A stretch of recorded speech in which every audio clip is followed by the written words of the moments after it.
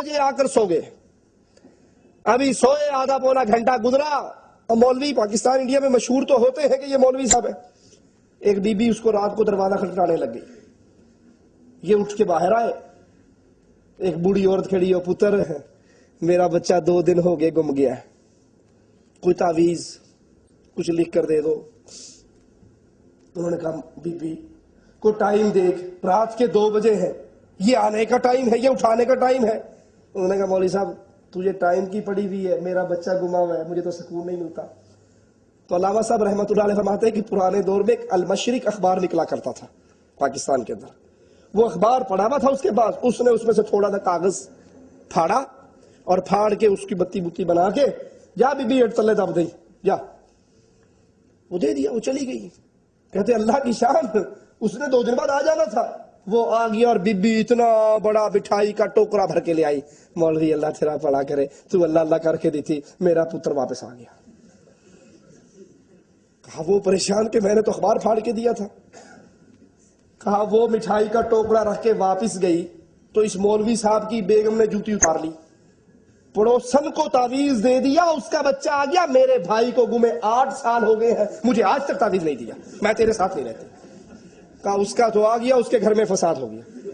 اس نے اخبار مشرق اٹھا کر دیا، بی بی اللہ کی قسم میں نے اسے کچھ نہیں دیا، یہ اخبار دیا تو پورا کا پورا لے لے۔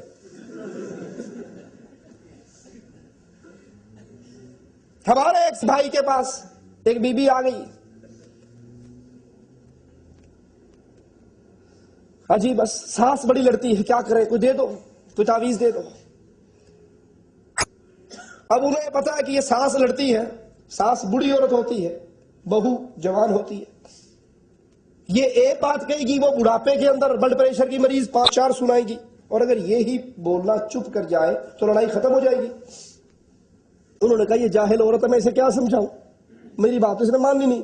انہوں نے سفید کاغذ لیا اور اسے یوں بتی بنا کے دے دیا کہ بی بی یہ لے جا، جب تیری سانس لڑنے لگے نا، یہ نکالنا جیب میں سے اور فوراً داڑھ کے نیچے دانتوں میں رکھ کے نا زور سے دبا لینا، زور سے، جتنا وہ تجھے لڑے، جتنی وہ تجھے گالیاں دے تو انہیں اتنا ہی زور سے دبانا ہے، وہ لڑتی جائے تو زور لگاتی جا، انشاءاللہ تیرے گھر کے اندر سے جادو ٹونا سارا ختم ہو جائے گا۔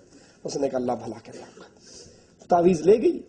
اب جب سانس نے لڑنا شروع کیا، اس نے کاغذ دانتوں میں دبا لیا، وہ لڑے، منڈی ٹوٹی، وہ گالی دے تو اور زور سے دبائے۔ اب جب اس کو الٹا جواب نہیں ملے گا تو اس کو کتوں نے کاٹا ہے، وہ لڑے گی بیچاری بوڑھی عورت، وہ اپنے آپ چپ ہوگی، تو تے مر جا، جواب نہیں دیندی، چاہو لڑائی ختم ہوگی۔